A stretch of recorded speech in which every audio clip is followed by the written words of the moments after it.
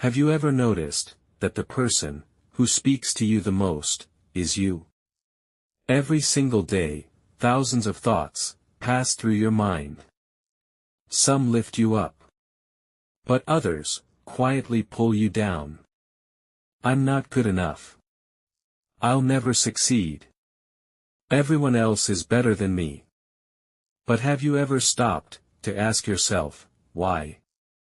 Why would your own mind say things it would never say to someone you love? Hi, I'm Ethan Carter.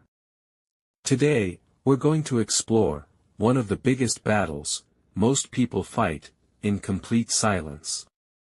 Negative self-talk. It doesn't leave bruises. It doesn't make a sound. Yet, it has the power to shape an entire life.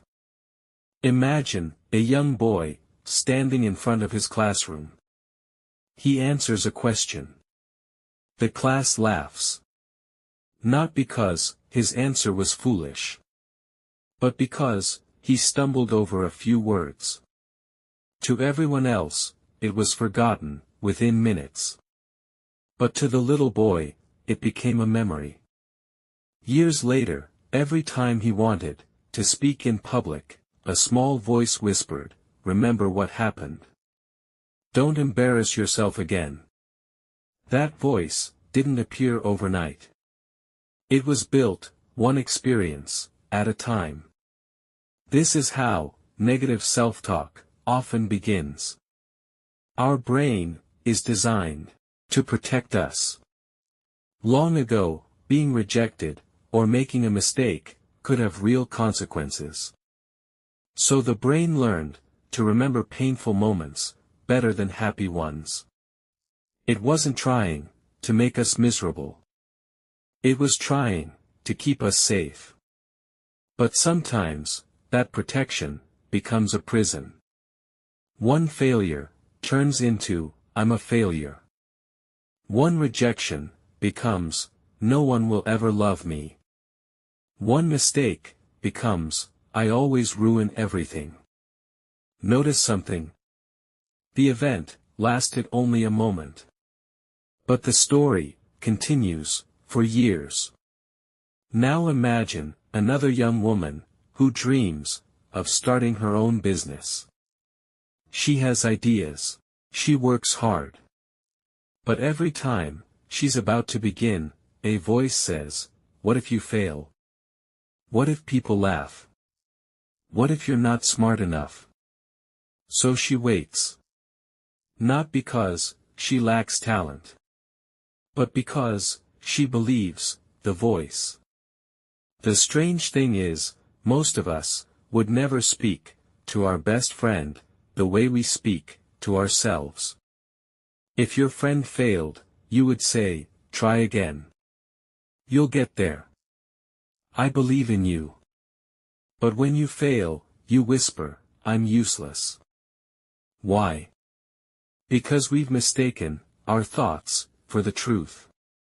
But thoughts are not always facts.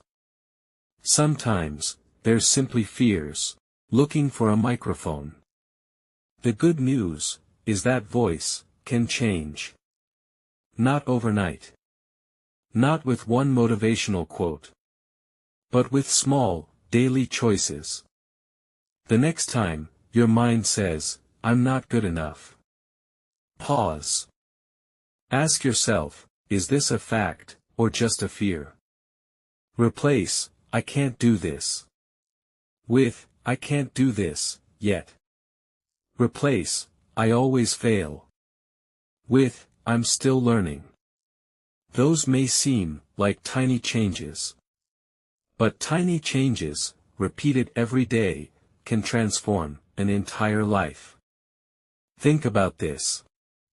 The voice inside your head will stay with you longer than anyone else. So make sure it's a voice that helps you grow, not one that keeps you small.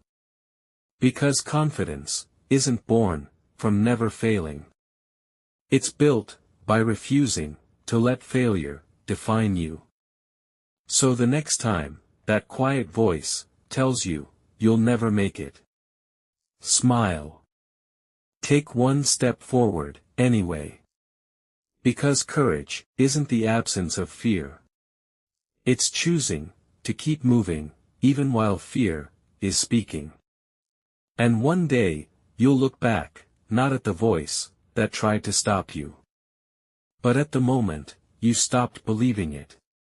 If this story helped you understand your inner voice, share it with someone who might need this reminder today. And remember, the most important conversation you'll ever have is the one you have with yourself. Be kind. Because you're listening.